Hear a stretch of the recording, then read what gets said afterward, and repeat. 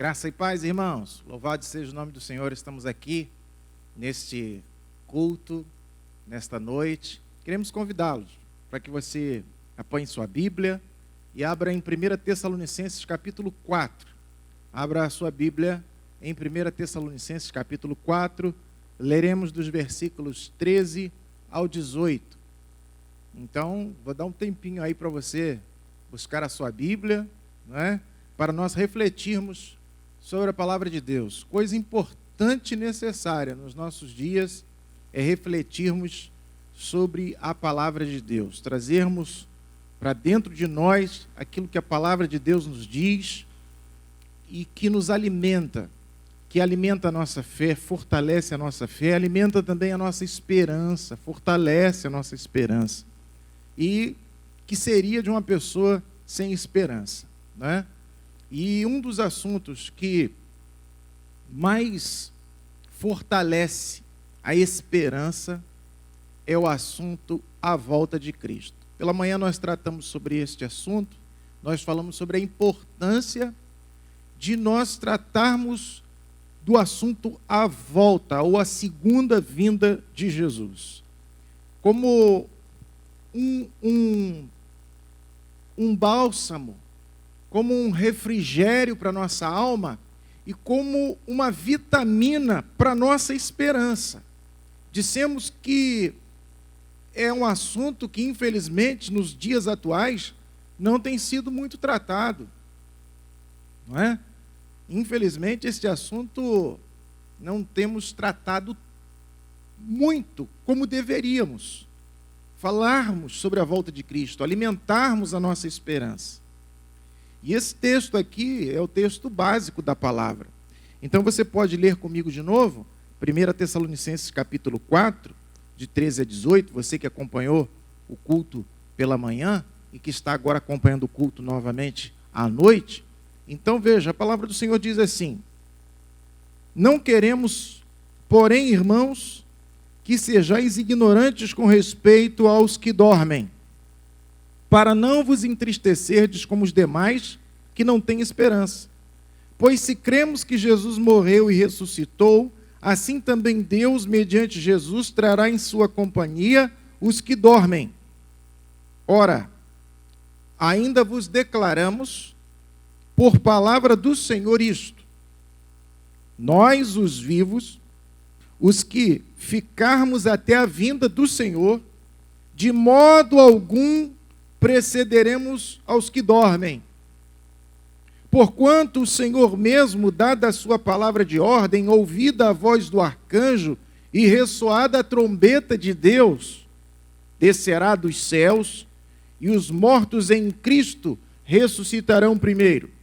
Depois, nós, os vivos, os que tivermos, seremos arrebatados juntamente com eles entre nuvens, para o encontro do Senhor nos ares, e assim estaremos para sempre com o Senhor.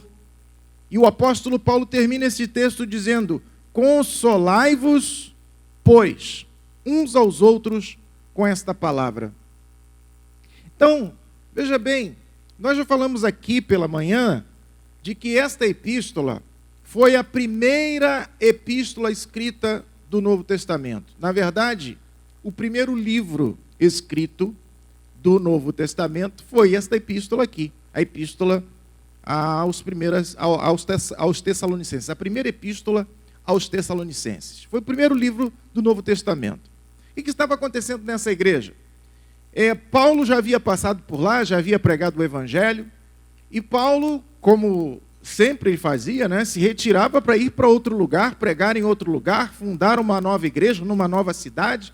Ele já tinha saído dali já há algum tempo, e aqueles irmãos, eles estavam na esperança da volta de Jesus.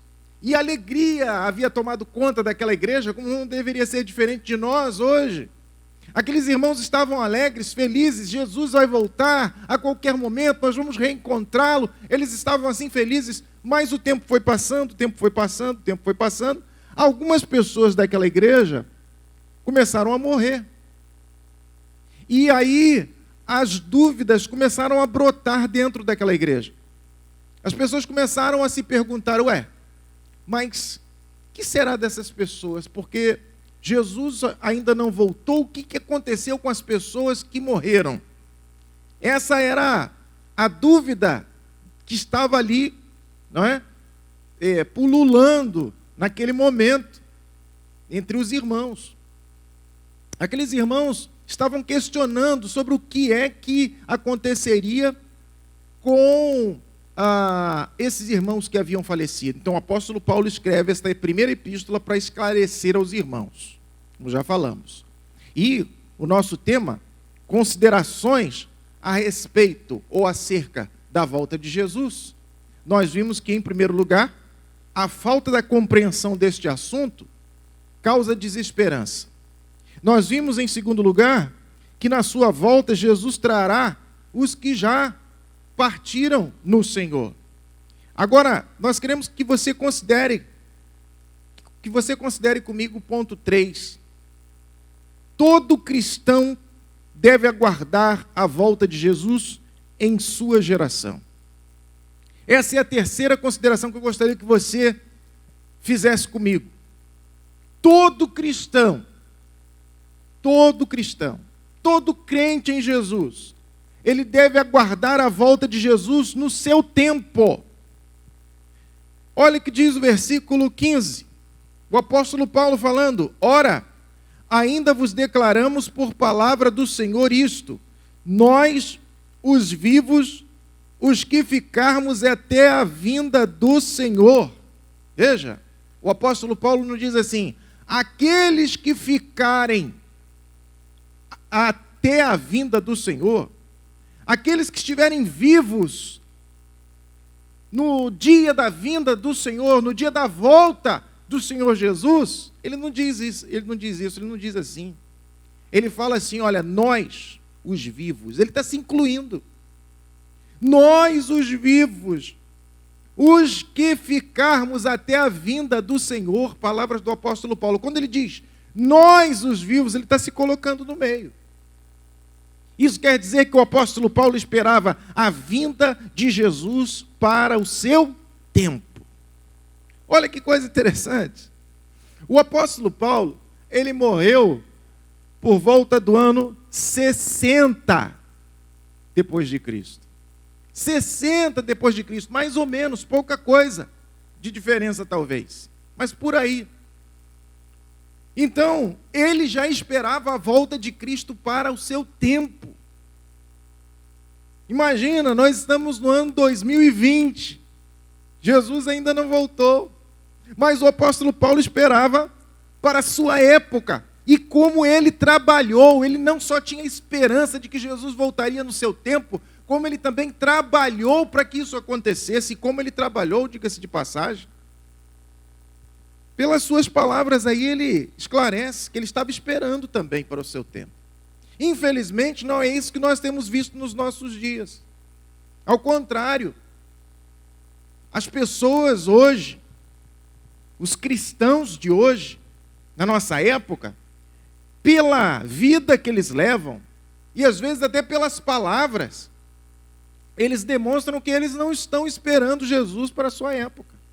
Não, a maioria dos cristãos, posso até arriscar dizer assim, a maioria dos cristãos estão achando que Jesus ainda vai demorar muito tempo para voltar. Eu acho até que tem cristão que não está nem acreditando mais que Jesus vai voltar, para ser sincero.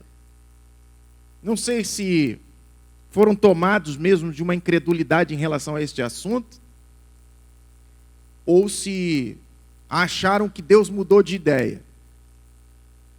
Mas nenhuma das promessas de Deus jamais se deixou de cumprir. Nunca uma promessa de Deus deixou de se cumprir.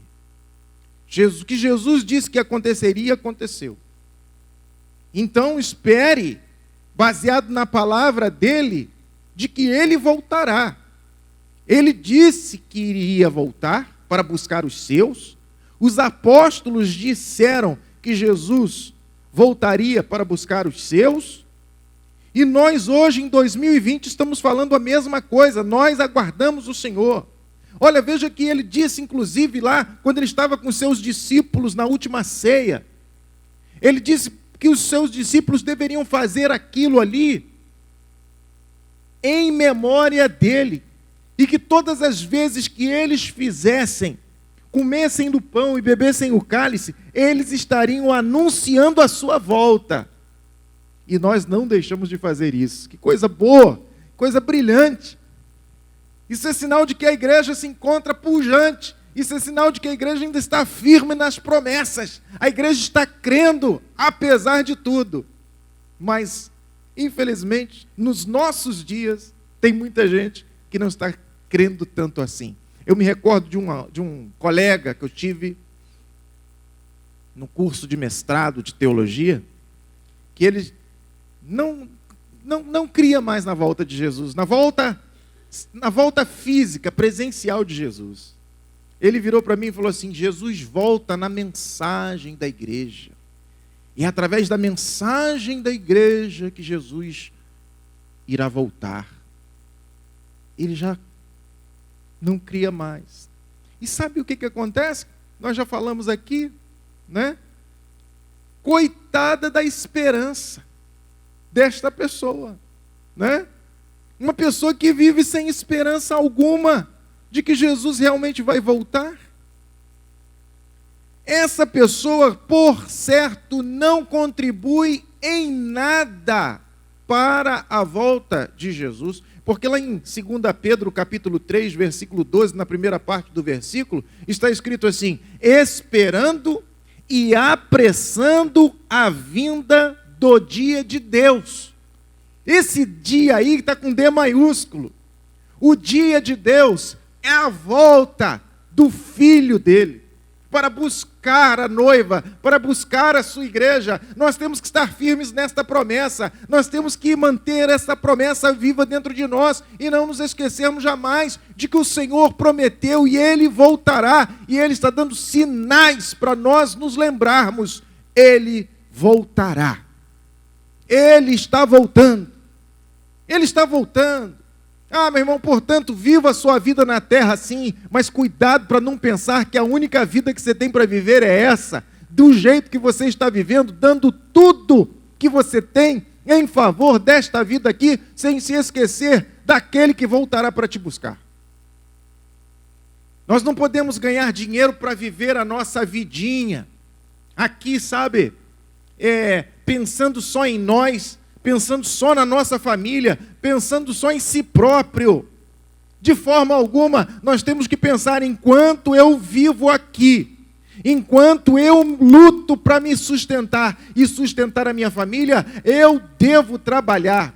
Eu devo trabalhar sim, para que outras tantas pessoas consigam entender o que foi que Jesus veio fazer nesta terra, e que Ele voltará para buscar os que o confessaram como Senhor e Salvador de sua vida.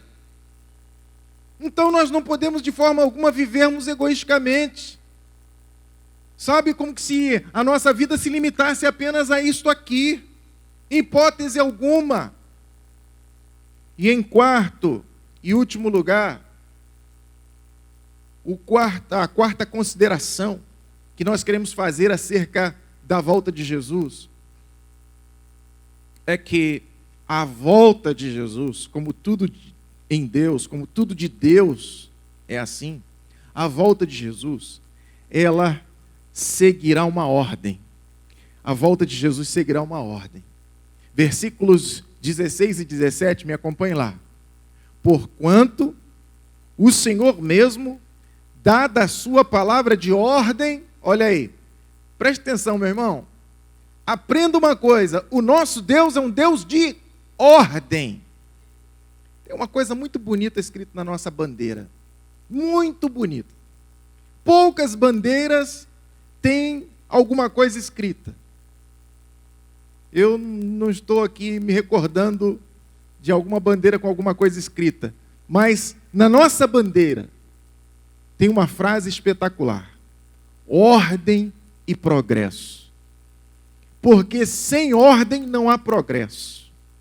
Tem muita gente por aí querendo criar o progresso na base da desordem, da baderna. Não tem como, meu irmão, não tem como. Tem que ter ordem. Se você quer ter progresso em alguma área da sua vida, você tem que ter ordem. E o nosso Deus é um Deus de ordem. A palavra do Senhor, por exemplo, o apóstolo Paulo, lá em Coríntios, quando ele está explicando à igreja de Corinto como é que aquela igreja deveria administrar os dons espirituais, ele diz assim para eles: olha, fazei tudo com ordem e decência. Nosso Deus é um Deus de ordem e nosso Deus é um Deus de decência. Guarde isso no seu coração, guarde isso na sua mente. Você que não gosta de ordem, não vai gostar de morar no céu. Você não vai querer ir para o céu, por quê? Porque no céu há ordem.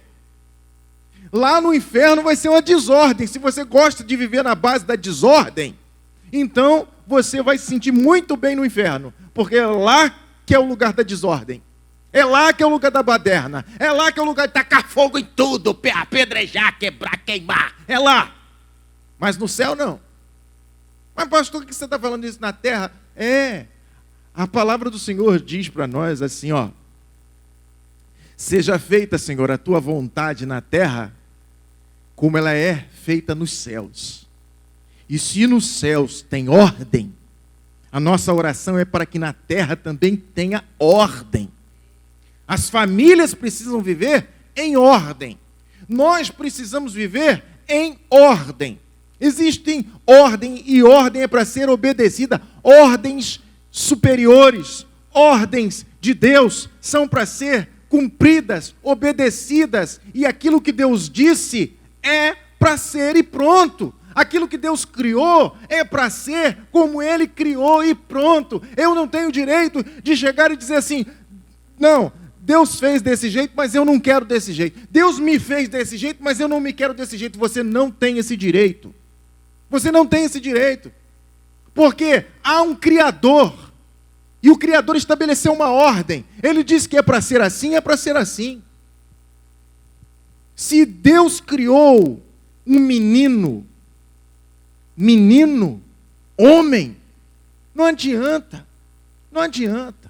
querer transformar esse homem numa menina. Você pode tentar mudar o exterior, mas lá no interior, no DNA, continua homem. Se acontecer um acidente, o avião cair, vão pegar aquele pedaço de aquele fragmento de osso, fragmento de alguma coisa daquele corpo ali, e sabe o que vai dar no DNA? É masculino, é homem. E a mesma coisa, o contrário, é a mesma coisa. A mulher não tem como. Nasceu mulher, vai morrer mulher. Deus é um Deus de ordem. E assim como Ele criou todas as coisas, através de uma ordem. Quando você lê o livro de Gênesis, no capítulo 1, você vê que Deus, primeiro Ele começa com a luz. Ele diz assim: Fiat Lux. Você lembra daquela caixinha de fósforo? Onde está escrito lá, Fiat Lux? Na caixinha de fósforo? É a ordem que Deus deu. Deus disse: haja luz. E houve luz. Aí, alguns anos atrás, algum tempo atrás, os cientistas diziam assim, porque a ciência muda tanto, né? A ciência, tem hora que a ciência diz uma coisa, tem hora que a ciência diz outra, mas Deus continua o mesmo. Deus não muda a sua opinião. Deus é o mesmo para sempre. E o relato da Bíblia é o mesmo para sempre. Mas algum tempo atrás, os cientistas criaram a teoria chamada teoria do Big Bang, onde eles disseram que tudo começou a partir de uma explosão. Não tem novidade nenhuma nisso, não é? Porque foi Deus que disse no início de tudo: haja luz. E houve luz.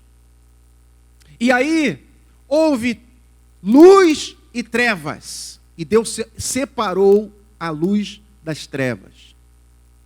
Depois, Deus continuou na sua criação, e diz a palavra que Ele criou o firmamento e separou a porção seca das águas. Águas chamou Deus mares e a porção seca chamou terra. E Deus começou a dar ordens para que as coisas fossem criadas. No mar, Deus ordenou e todas as espécies marinhas foram criadas. Na terra, Deus ordenou e nasceram as plantas, as árvores que produzem semente, e assim se foi. E depois Deus deu ordem e os animais começaram a povoar a terra, por ordem de Deus, foram criados. E por último, então, depois de Deus ter criado um jardim, Deus decidiu, e Ele disse: façamos o homem à nossa imagem e semelhança. Aí você diz assim: mas como é que é esse negócio de que Deus falou, façamos? Façamos. E o tempo desta palavra façamos é o plural. Façamos quer dizer que estava lá na criação, Deus Pai, Filho e Espírito Santo. Por isso, a Trindade estava lá no princípio de todas as coisas, o eterno Pai, o eterno Filho e o eterno Espírito Santo, eles juntos criaram o homem do pó. E então Deus soprou sobre suas narinas e deu-lhe o fôlego de vida, que foi o seu espírito, e ele veio a viver, recebeu vida. A vida é um dom de Deus. Nós não temos condições de nos opormos a Deus, porque Deus é o autor da vida. Eu li uma historinha, não sei se procede, se é verdade, se realmente aconteceu, ou se é uma história que a gente antigamente chamava de história com E, né? Algo que não necessariamente tem acontecido, uma historieta, que um senhor de idade, lá na Europa, num dos países da Europa, né, ele foi tratado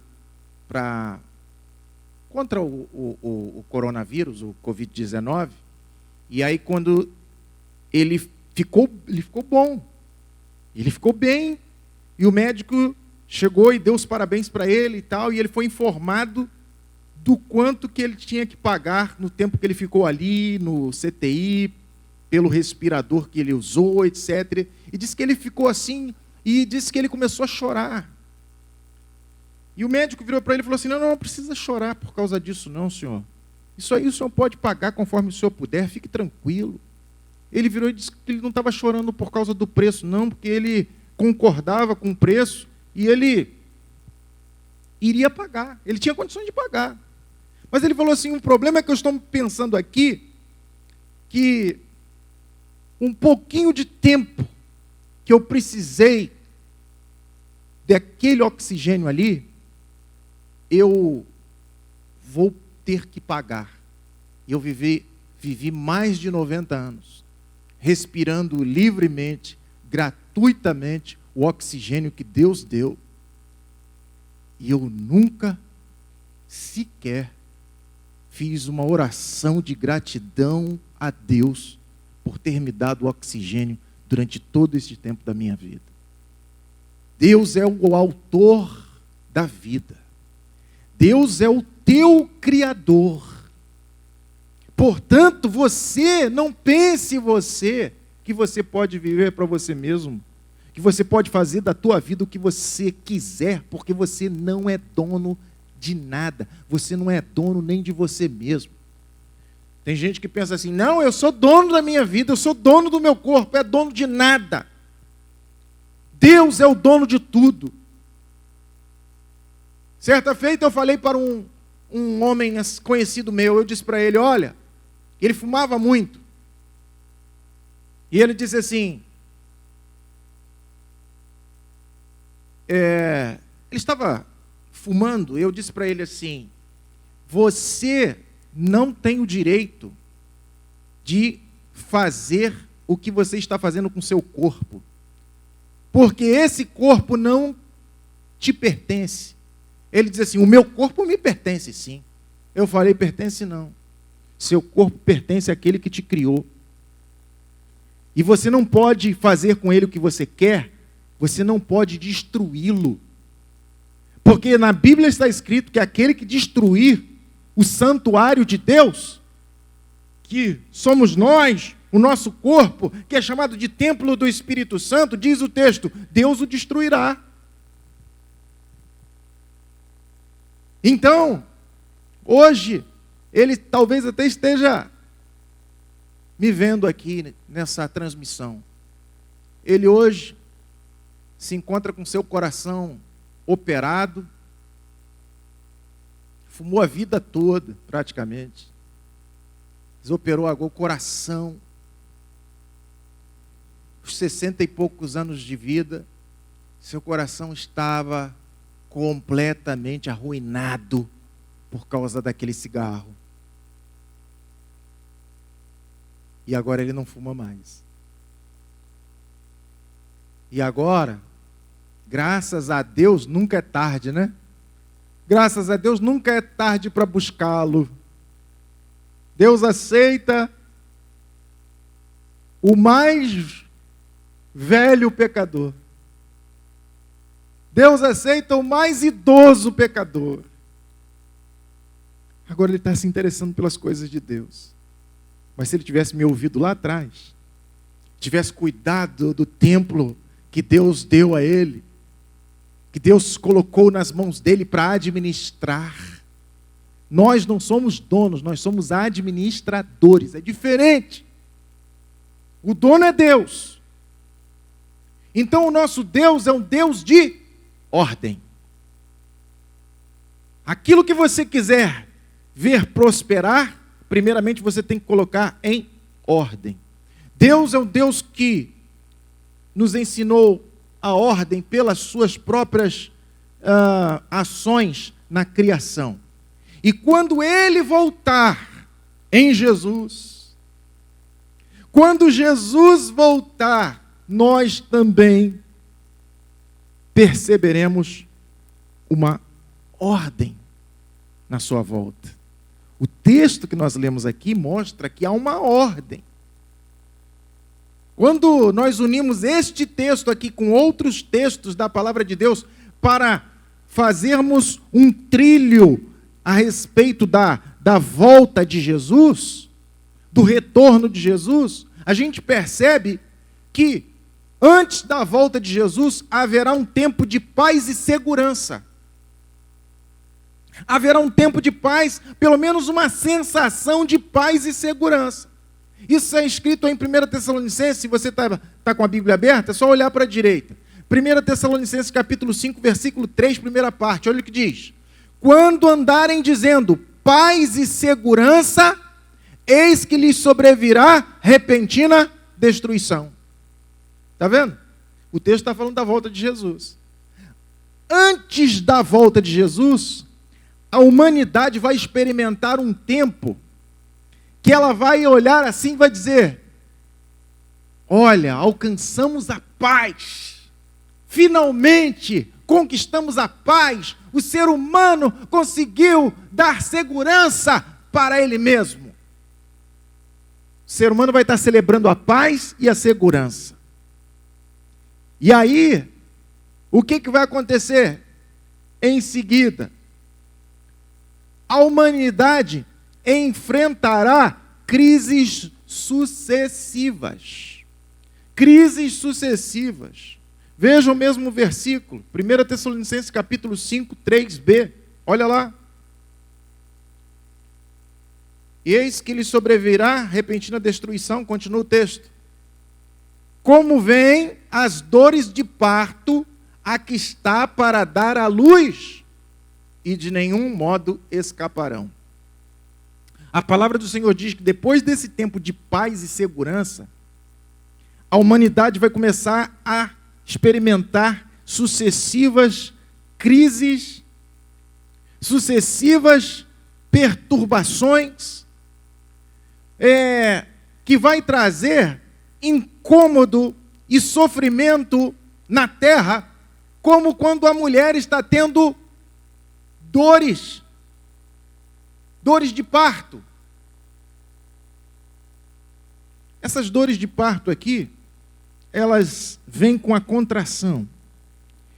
E quem é mãe, não é, sabe muito melhor do que eu como é que isso acontece. Eu tenho 2 filhos, portanto, acompanhei a minha esposa na hora do parto. E eu não pude estar durante o parto porque o médico não permitiu que eu estivesse. Teve um sujeito antes de mim que lá na hora ele deixou o rapaz filmar o parto da esposa, ele desmaiou, caiu no chão, cortou aqui, o médico teve que socorrer, deixar a mulher e socorrer o homem, né, o marido. Então o médico disse assim, então eu de agora em diante não deixo mais. E aí eu fui prejudicado por causa do outro, mas tudo bem, sem mágoa, sem ressentimento, né? Mas eu, no tempo que eu acompanhei, até onde eu pude acompanhar a minha esposa, no nascimento dos meus filhos, eu pude perceber o seguinte: essas contrações, elas vêm e vão. Vêm e vão. Em tempos espaçados.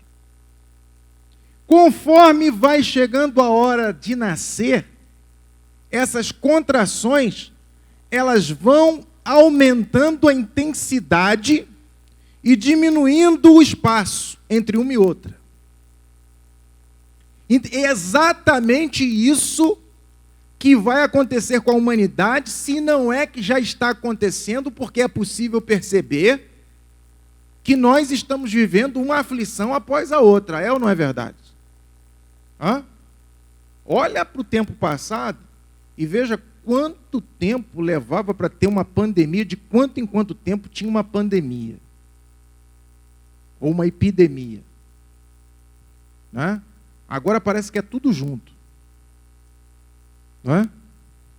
Acaba uma pandemia, daqui a poucos anos vem outra. Não é? Não faz muito tempo nós atravessamos a H1N1. Agora estamos enfrentando uma pior. E você pensa que vai passar essa daí e a gente vai ficar beleza pura? A nossa esperança é sempre essa, né? Não, esse negócio vai acabar e a gente vai ficar livre. Vai ficar livre? Até quando? Eu não tenho notícia muito boa para te dar nesse sentido, não. Até quando? Hein? Você vê que no Brasil, desmoronando aquelas barreiras lá em Minas Gerais. Não é? Loucos que entram nas escolas e matam crianças. Furacões, terremotos, só coisas de tsunamis. Uma após a outra. A gente tem a impressão de que realmente nós estamos passando por um período de contração. Parece que o planeta está tendo contrações. E contrações para quê? Segundo a palavra de Deus, contrações para a vinda do Senhor Jesus. Essa é parte da ordem, da sequência. Em terceiro lugar, no dia exato da volta de Jesus, acontecerá assim. Primeiramente, tudo vai ficar escuro. Eu imagino, e aí é coisa interessante, que há pouco tempo atrás nós passamos aqui na nossa igreja uma questão no nosso estudo para a célula, que era para que as pessoas dissessem como é que elas imaginavam a volta de Jesus. E eu percebi que as pessoas, elas têm dificuldade de imaginar esse dia. As pessoas têm dificuldade de imaginar como é que vai ser esse dia. Mas a Bíblia, ela fala desse dia a ponto de nos deixar até imaginar como vai ser esse dia. Essa é uma maneira também de você meditar nas Escrituras, imaginar. imaginar o que está escrito. Eu penso que nós teremos um dia lindo. Amanhecerá um dia lindo. Um dia lindo, almejo eu encontrar. Um dia lindo. Mas, de repente, vai escurecer tudo. E as pessoas vão dizer, mas como? Não disseram que ia ter eclipse? Mas vai escurecer a terra toda. Por que eu estou falando isso? Porque está escrito que o sol, naquele dia, não dará a sua luz. O Senhor dará a sua ordem, que também está escrito. O arcanjo, possivelmente, o Miguel, o arcanjo, que é o chefe dos exércitos dos anjos de Deus, ele vai dar um brado que todos ouvirão e soará a trombeta. Ele vai tocar a trombeta e toda a terra ouvirá. E mais, depois disso, o que vai acontecer? Haverá em plena escuridão um risco como um relâmpago. A palavra do Senhor diz que será como um relâmpago que sai do Oriente e se mostra no Ocidente. Nós veremos um brilho, um risco assim. E então, veremos o Rei dos Reis. Veremos o Rei dos Reis, o Senhor dos Senhores nos céus, vindo sobre as nuvens, miríades e miríades, milhares de anjos ao seu redor. E então haverá no próximo passo, as tumbas estremecerão, a terra estremecerá, e as pessoas mortas ressuscitarão. Eu não sei te explicar com detalhes, por exemplo, para aquelas pessoas que foram cremadas, como é que elas vão ressurgir, eu não sei. Mas eu sei que a partir de uma célula, Deus já provou para o ser humano que é possível reconstruir. Então as pessoas que tiverem morrido, sabe, aquelas pessoas que estiverem mortas, mas que tiverem morrido no Senhor, elas ressuscitarão. E elas subirão para se encontrar com Cristo. E nós, os que estivermos vivos, seremos arrebatados para o encontro nos ares. E diz a palavra, e estaremos para sempre com o Senhor. Aleluia! Aleluia! Olha, queridos. E o versículo 19 diz assim, o versículo 18. Consolai-vos, pois, uns aos outros, com estas palavras. Quando eu digo para você que o livro do Apocalipse não é para tormento, o livro do Apocalipse não é para atormentar ninguém, o livro do Apocalipse é para trazer esperança, porque fala das coisas dos últimos dias. O livro do Apocalipse é para a gente se preparar, para nos encontrarmos com o nosso Senhor. Aqui em Tessalonicenses, o apóstolo Paulo explica à igreja de Tessalônica como é que vai se dar esse dia. E que dia maravilhoso!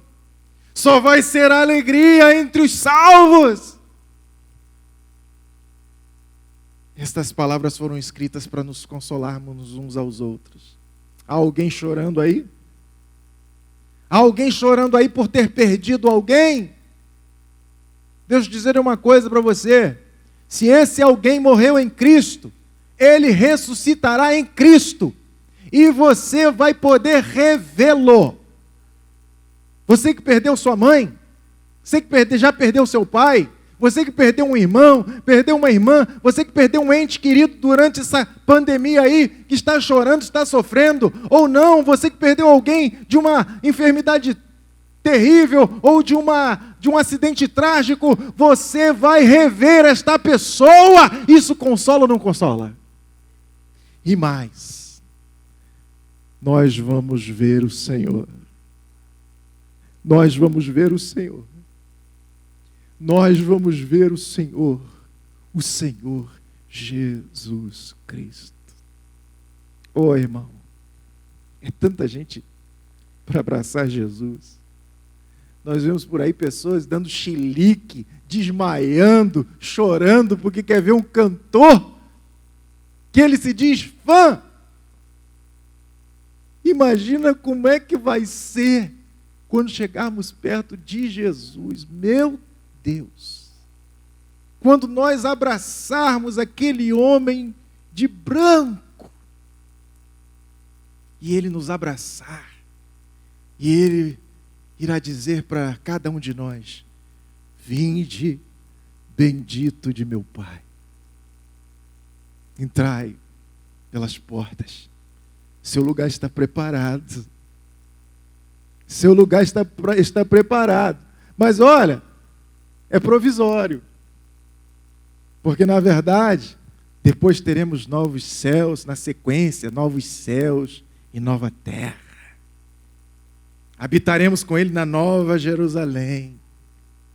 Aleluia! Pense! Pense! Meu irmão, uma vez, um homem me perguntou assim: me diga uma coisa, será que o céu vai ser um lugar monótono? Como você imagina o céu? Ele não conhecia a palavra, não conhecia Jesus, ele estava curioso. Ele me perguntou: como é que você imagina, como vai ser lá no céu? Será que vai ser monótono? Será que vai ser algo muito parado? Eu falei para ele assim: imagina a terra. Você consegue imaginar a vida na terra? Ele falou assim: sim. Eu falei assim: agora imagina essa mesma terra sem tragédias, sem sofrimento algum, sem dor, sem tristeza alguma. Eu falei: o céu vai ser isso aí. O céu vai ser ainda melhor do que isso. Uma vida eterna. A morte, diz a palavra, que é o último inimigo a ser vencido. No dia em que Jesus voltar para tudo. Deixa eu te dizer uma coisa. Neste dia, ninguém, frisa, ninguém, repita comigo, ninguém morrerá. Ninguém morrerá. No dia em que Jesus voltar, ali a morte foi definitivamente vencida. Ninguém morrerá. Quem tiver recebido a Jesus, os anjos vão separar. Ó, quem creu em Jesus, para cá. Veja, olha só, não fica pensando que eu estou dizendo aqui, os evangélicos para cá. Tá? Já o próprio Agostinho uma vez falou que a igreja tem alguns que Deus não tem. E que lá no mundo tem alguns que Deus tem. Então, por favor, aquele que ainda não chegou, chegue logo. Chegue logo, venha logo para o caminho do Senhor, receba logo a Jesus como Senhor e Salvador. Eu não estou dizendo vista a camisa de uma denominação evangélica, eu estou dizendo de receber a Jesus como Senhor e Salvador. Ir à igreja será uma consequência que você mesmo vai sentir vontade, depois que você receber Jesus como Senhor e Salvador, porque nós queremos andar juntos daqueles que têm a mesma esperança que nós. Os anjos vão separar, diz a palavra, as ovelhas dos bodes. As ovelhas do Senhor dos outros que não pertencem ao Senhor. Ou você acha que Deus vai salvar todo mundo quando Jesus voltar, inclusive aqueles que são blasfemadores? Olha na internet aí, meu irmão, não falta gente blasfemando. Olha na internet aí, ó, não falta são escarnecedores. A Bíblia fala também que haveria nesse tempo os escarnecedores. Leia o Salmo 1. Leia lá o Salmo 1 e veja o que a palavra do Senhor diz para nós. Bem-aventurado é aquele que não anda no caminho dos pecadores, não se detém no caminho, não anda no caminho dos pecadores, não se detém no caminho de quem está perdido, não se assenta na roda dos escarnecedores. Antes, o seu prazer está na lei do Senhor, e na sua lei medita de dia e de noite. Bem-aventurado o homem, ou bem-aventurado a pessoa, ou feliz a pessoa que não anda no caminho dos ímpios, não se detém no caminho dos pecadores e nem se assenta à roda dos escarnecedores. Aí você olha, você clica na internet aí e você observa